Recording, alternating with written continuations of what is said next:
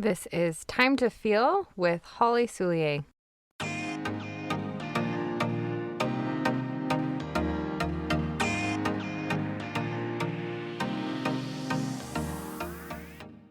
Hello, friends, and welcome to the very first episode of Time to Feel, a podcast to increase your emotional health.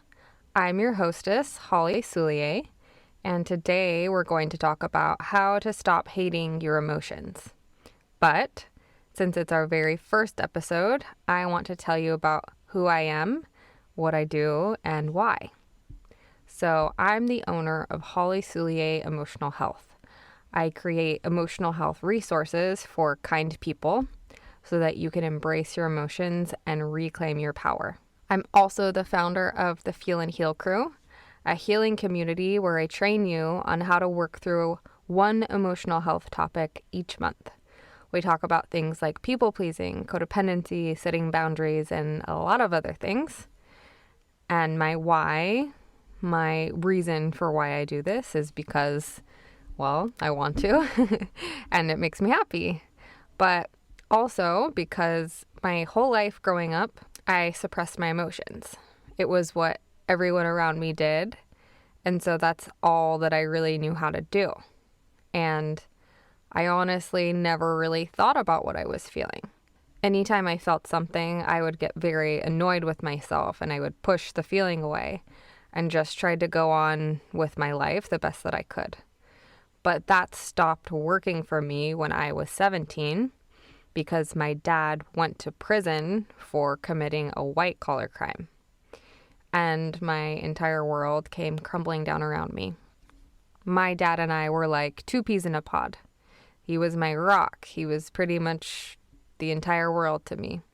We were highly codependent, but that's a story for another time. But when my dad went to prison, my mom relied heavily on me for emotional support. So I basically became the parent to my mom at that age. And since all my siblings were out of the house already, it was just the two of us. On top of that, I was about to graduate high school and felt very alone with my dad gone. I was about to go out into the world and I didn't feel like I had any guidance or any idea about what to do with my life. With all of that going on at the same time, I broke down pretty hard. I stopped eating. Getting out of bed was a daily battle, and I felt like I had no purpose or support. It was the darkest point of my life.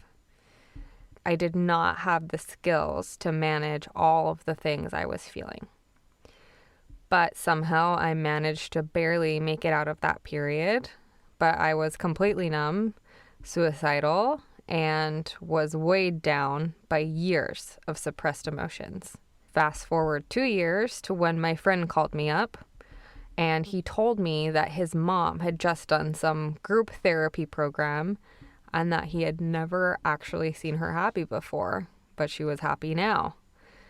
And he invited me to try it out with him. So I did, and we went with a group of friends to this weekend program for self-realization.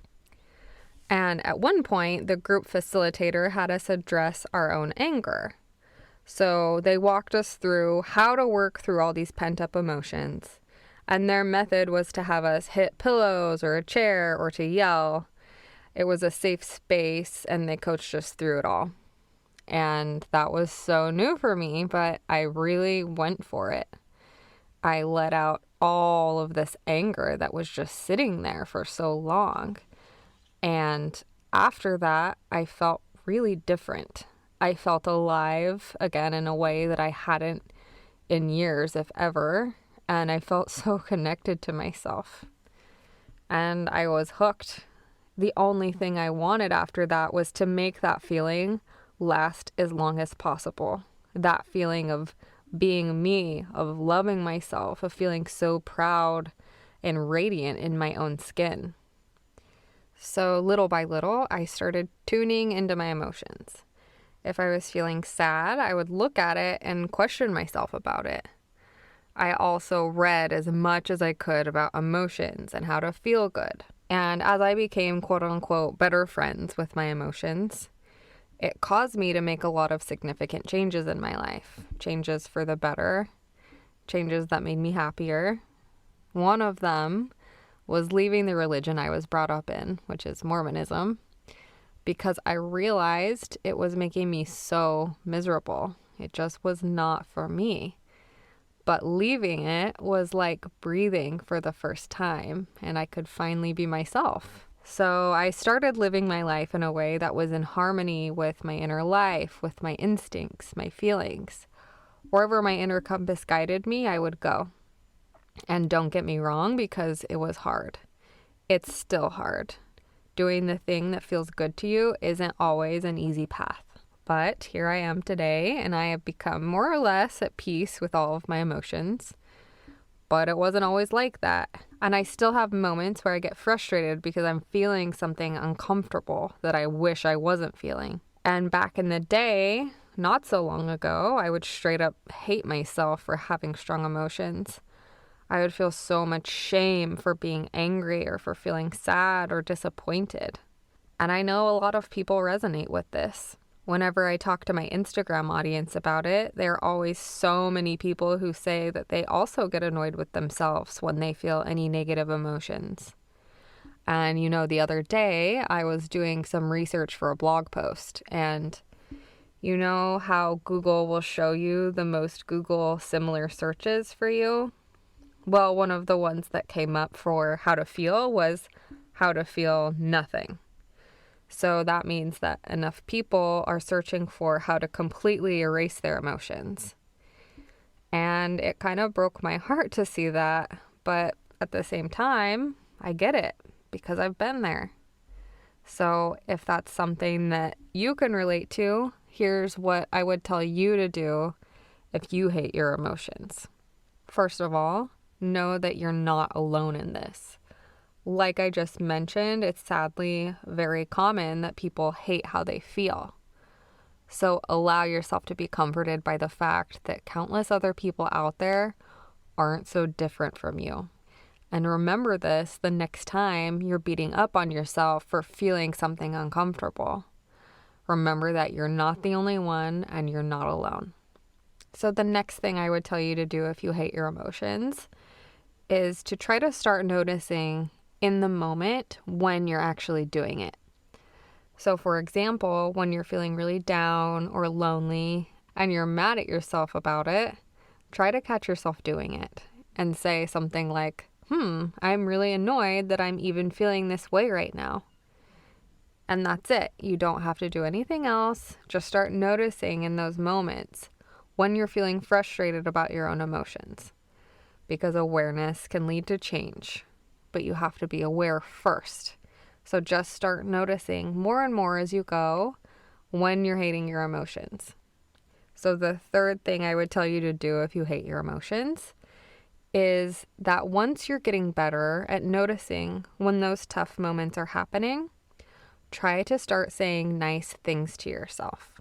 So for instance, if you're feeling super angry at yourself for feeling sad, when you notice that you're feeling that inner anger or inner hatred towards yourself because of your emotions, say something kind to yourself, even if you don't believe it yet, especially if you don't believe it. You could say something like, "It'll be okay. We've gotten through this before. We'll do it again." Something like that. Any nice thought that you can muster in those moments will go a long way. And it's hard in the beginning to coach yourself through those moments. It's still hard for me sometimes too. But when you can start saying kind things to yourself, you start building a bridge between your conscious mind and your emotions. And little by little, your mind can start becoming a safe space in those emotional moments. So let's recap on what to do if you hate your emotions. 1, know that you're not alone. You are not the only one out there to hate your emotions. Please take comfort in that. 2, just start noticing in the moment when you're hating your emotions. And 3, say nice things to yourself in those tough moments, even if you don't believe them. Just keep doing it and you'll start to feel better and better. So that's it for us today. I hope you enjoyed it. We'll be back with more episodes soon. So thank you for listening.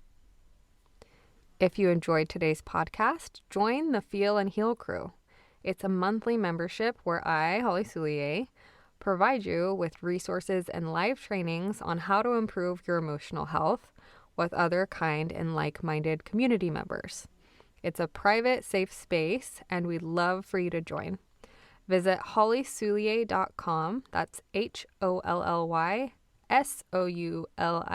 hollysoulie.com/membership, MEMBERSHIP, for more information and to sign up today.